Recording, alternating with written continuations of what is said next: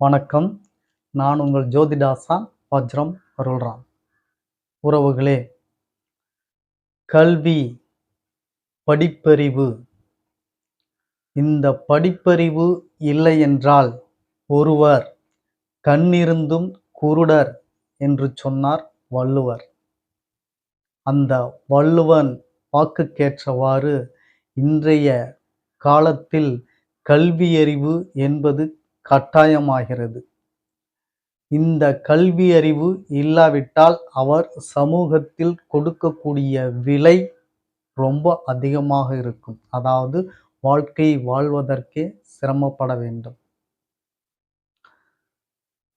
ஓரளவாவது கல்வியறிவு இல்லாவிட்டால் அவர்கள் பிறப்பெடுத்து என்ன பயன் என்று நினைக்கின்ற அளவிற்கு அவர்களுடைய நிலை மோசமடைந்துவிடும்.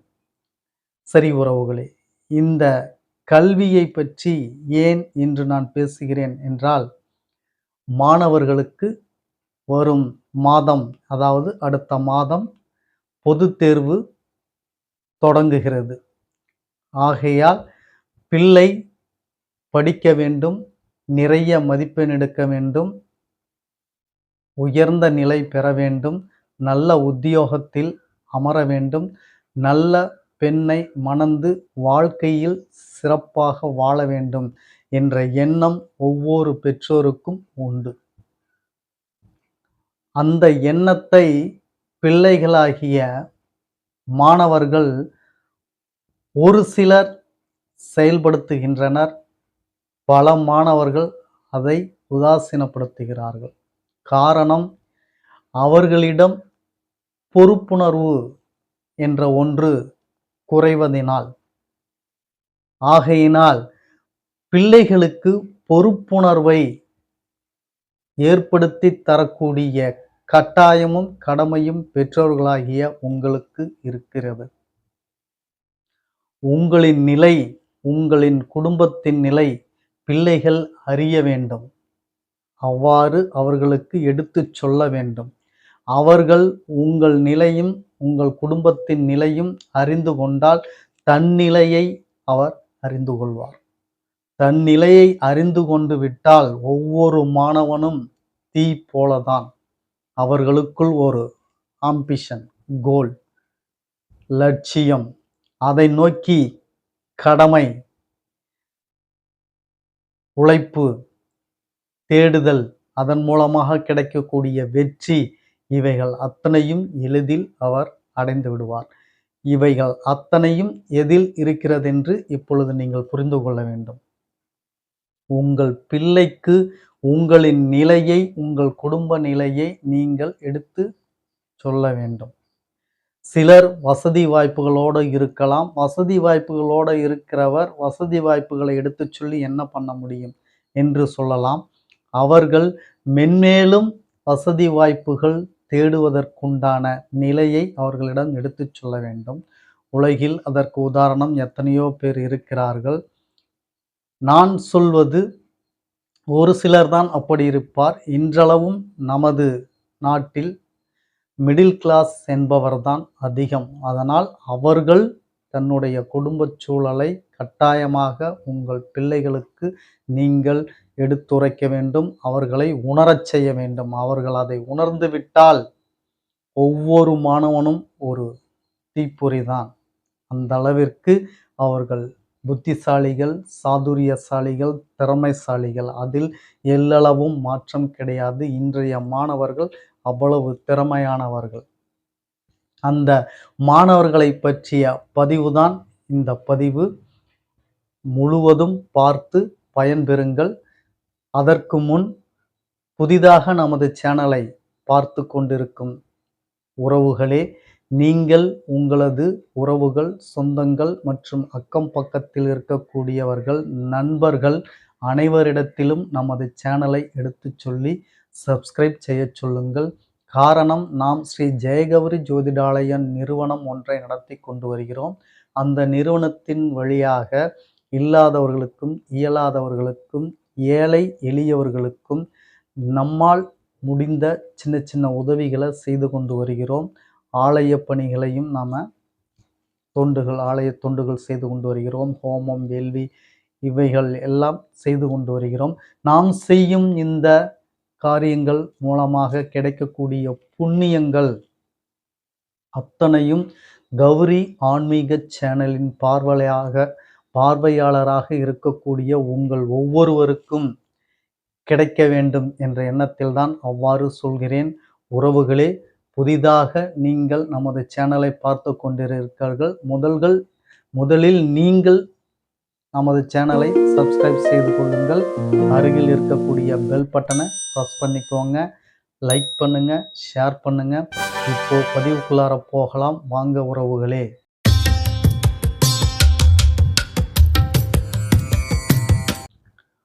உறவுகளே, மாணவர்கள் கல்வி பயிலும்போது, பள்ளிக்கூடம் செல்லும் பொழுது அவர்கள் மாணவர்கள். வீட்டிற்கு வந்துவிட்டால் அவர்கள் உங்கள் பிள்ளைகள். முதலில் உங்கள் பிள்ளைகளை நீங்கள் சரி செய்து விட்டால் மாணவர்கள் 100% சரியாக இருப்பார்கள். இது என்னுடைய கருத்து. காரணம், ஏன் பெற்றோர்களுக்கு இவ்வளவு இம்பார்ட்டன்ட் என்று நீங்கள் கேட்டீர்களேயானால், இன்றைய காலச்சூழலில் ஆண் பெண் இருவருமே வருமானத்தை நோக்கி பறக்கின்றார்கள். டைம் கிடைக்காமல் ஆடுகின்றார்கள். அந்த அளவிற்கு வருமானம் என்ற காலகட்டத்துக்கு முக்கியமாகிவிட்டது. இருவரும் வருமானத்தை நோக்கி வேலைக்கு செல்லும் பொழுது அந்த பையனுக்கு, அதாவது உங்கள் குழந்தைக்கு ஏதேனும் ஒரு சந்தேகம் அல்லது படிப்பில் ஆர்வம் ஊட்டக்கூடியது, மோட்டிவேஷன் பண்ணக்கூடியது, இந்த வேலைகளை எல்லாம் யார் செய்வார்கள்? அவர்கள் உடல் நலத்தில் அக்கறை. சாப்பிட்டாயா?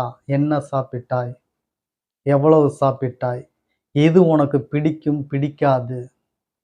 இன்னைக்கு பள்ளியில் என்ன நடத்தினார்கள்? யாரெல்லாம் பள்ளிக்கு இன்னைக்கு வந்தார்கள்? பள்ளியில் நீ என்னென்ன செய்தாய்? இப்படி இவைகளை எல்லாம் பெற்றோர்கள் கேட்க வேண்டும். அப்படி கேட்கக்கூடிய பெற்றோர்கள் எத்தனை சதவிகிதம் பேர் இருக்கிறார்கள்? நீங்களே சொல்லுங்கள். ஏனென்றால் இது பெற்றோரின் கடமை. இதை நீங்கள் சரியாக செய்துவிட்டால் ஒவ்வொரு குழந்தைகளும் கல்லூரியிலோ பள்ளிகளிலோ சிறந்த மாணவன்தான். இதில் எல்லளவும் உங்களுக்கு சந்தேகம் வேண்டாம். அப்போ முதலில் நாம் சரியாக இருப்போம், பிறகு பிள்ளைகளை சரி செய்வோம். அவர்கள் சமுதாயத்தை சரி செய்வார்கள், சமுதாயம் நாட்டை சரி செய்துவிடும், நாடு உலகத்தை சரியாக்கிவிடும். இப்படி நீங்கள்தான் முக்கியமாகிறீர்கள். நீங்கள்தான் ஒரு தலைமுறைக்கு பொறுப்பு. அப்போ உங்களது குழந்தைகள் நல்ல மதிப்பெண் பெற வேண்டுமா? வருகின்ற தேர்வில் முதல் மதிப்பெண் எடுக்க வேண்டுமா? அவை உங்கள் கையில்தான் இருக்கிறது. உங்கள் பிள்ளைகள், நான் சொன்ன வழிமுறைகளை சரியாக உங்கள் பிள்ளைகளுக்கு கொடுங்கள். அதாவது பள்ளியில் இருந்து வந்தவுடன் அவர்களை ஃப்ரெஷ் ஆகி அவர்கள் ஸ்நாக்ஸ் ஏதாவது சாப்பிட்ட பிறகு அருகில் அமரச் செய்து, என்ன பள்ளியில் இன்று நடத்தினார்கள்? என்ன நீ பள்ளியில் செய்தாய்? பள்ளியில் என்னென்ன நிகழ்வு நடந்தது? உனக்கு ஹோம்ஒர்க் என்ன கொடுத்திருக்கிறார்கள்? என்னென்ன செய்ய வேண்டும் என்று இவையெல்லாம் அவர்களிடம் கேட்டு தெரிந்து அவர்களுக்கு நீங்கள் ஒத்துழைக்க வேண்டும். அவர்களுக்கு நீங்கள் உதவி செய்ய வேண்டும். ஏதேனும் உதவி என்றால் கேள், சந்தேகம் என்றால் கேள் என்று அவர்களுக்கு உதவி செய்ய வேண்டும். நான் வேலைக்கு சென்று விட்டேன், அதனால் அவர்களிடம் என்னால் டைம் ஒதுக்க இயலாது, காலத்தை அவர்களுக்காக செலவழிக்க முடியவில்லை என்று நீங்கள் சொன்னீர்கள் என்றால் உங்கள் பிள்ளைகளின் எதிர்காலமும் உங்களால் பாதிக்கப்படுவது என்பதை ஒத்துக்கொண்டுதான் ஆக வேண்டும். அதனால் நீங்கள் வருமானம் கூட சம்பாதித்துக் கொள்ளலாம். ஆனால் உங்கள் பிள்ளைக்கு நல்ல எதிர்காலமும், நல்ல உடல் நிலையும் நீங்கள் மட்டும்தான் தர முடியும். அந்த பொறுப்புணர்வை நன்கு உணர்ந்து கொள்ளுங்கள். உங்களது வருமானம் முக்கியம்தான். ஆனால் அதைவிட உங்கள் பிள்ளையின் எதிர்காலமும், உடல்நிலையும் முக்கியம். சரி உறவுகளே, இது உங்கள் பொறுப்பு. இனி ஜோதிட ரீதியாக நாம் பிள்ளைகள் மதிப்பெண் எடுப்பதற்கு, பிள்ளைகள் சிறப்பாக படிப்பதற்கு என்ன வழிவகைகள் உண்டு என்பதை பார்த்துவிடலாம். பிள்ளைகள் ஒழுங்காக படிக்க வேண்டும் என்றால் அவர்கள் ஜாதகத்தில் புதன் பகவான் நல்ல நிலையில் இருக்க வேண்டும். புதன்தான் கல்விக்காரகன், புத்திக்காரகன். அவர் உங்கள் பிள்ளையின் ஜாதகத்தில் பலம் வாய்ந்து சிறப்பான, அதாவது நல்ல இடத்தில் அமர்ந்து விட்டால் உங்கள் பிள்ளைதான் நம்பர் 1 கல்வி நிலையில், புத்திசாலித்தனத்தில். அதை நீங்கள் எழுதி வைத்துக் கொள்ளுங்கள். அப்போ இந்த புதன் பாதிக்கப்பட்டு விட்டால் கல்வி நிலையில் தொய்வு, மந்த நிலை, புத்திசாலித்தனம் அவ்வளவு சிறப்பாக இருக்காது. அது அவர்களின் செயல்பாட்டிலே உங்களுக்கு தெரிந்துவிடும். சரி, அவர்களை எப்படி சரி செய்யலாம்? எல்லா பிள்ளைகளும் போல, நன்றாக படிக்கக்கூடிய பிள்ளைகளைப் போல என் பிள்ளையும் நன்றாக படிக்க வேண்டும், மதிப்பெண் எடுக்க வேண்டும் என்ற ஒவ்வொரு பெற்றோருக்கும் அந்த எண்ணமும், கனவும், ஆசையும் இருக்கத்தான் செய்ய வேண்டும். அப்படி இருந்தால்தான் அவர்கள் பெற்றோர்கள். அதனால் அவர்களுக்கு அந்த எண்ணமும் ஆசையும் இருப்பதினால் அவர்களுக்குண்டான தீர்வை சொல்கிறேன். புதன் பகவான் உங்களுடைய பிள்ளைகளின் ஜாதகத்தில் பலம் இல்லாமல் இருந்தால் படிப்பு மந்த நிலையாக இருக்கும், சரியாக படிக்க மாட்டார்கள். அப்போ அவர்களுக்கு என்ன பரிகாரம் செய்யலாம் என்று கேட்டீர்களேயானால், புதனை பலப்படுத்த அவர்களுக்கு நீங்கள் பெருமாள் கோவிலுக்கு அழைத்து சென்று வழிபட வேண்டும். புதன்கிழமை பெருமாள் கோவிலுக்கு அழைத்து செல்லுங்கள். உங்களுக்கு டைம் கிடைத்தால் திருவெண்காடு வருடத்திற்கு 2 முறை உங்கள் பிள்ளையை அழைத்து செல்லுங்கள். தீபம் போட்டுவிட்டு வணங்கி வந்தீர்கள் என்றால் கல்வி கேள்விகளில் மிகச் சிறந்த நபராக உங்கள் பிள்ளைகள் வருவார். வருகின்ற பொதுத் தேர்வில் உங்கள் பிள்ளைகள் வெற்றி பெற வேண்டும், முதல் மதிப்பெண் பெற வேண்டும் என்றால் தேர்வு காலகட்டத்தில் இதையெல்லாம் சரியாக செய்ய சொல்லுங்கள். சர்க்கரையும் தயிரும் உண்ணச் சொல்லுங்கள். காலையில் இவைகளை உண்டுவிட்டு தேர்வெழுத செல்லுங்கள். காரணம், தயிர், சர்க்கரை, சந்திரன் மனோகாரகன், மனதை தெளிவாகவும் குழப்பமில்லாமல் சுத்தமாகவும் இருக்கக்கூடிய பரிகாரம். சந்திரனின் அனுகூலத்தை தருவது இந்த தயிர். அதேபோல் சர்க்கரை லட்சுமி அனுகிரகம் பெருக்கி கொடுக்கக்கூடியவள் அன்னை லட்சுமி தேவி. அப்போ நல்ல மனோநிலையும் நல்ல ஆரோக்கியத்தையும் தேர்வு எழுதும் பொழுது உங்களுக்கு கொடுக்கக்கூடியது இந்த காம்பினேஷன். தயிரில் சர்க்கரை கலந்து உங்கள் பிள்ளைகளுக்கு கொடுத்து தேர்வெழுத அனுப்பி வையுங்கள். சிறப்பாக எழுதிவிட்டு வருவார்கள்.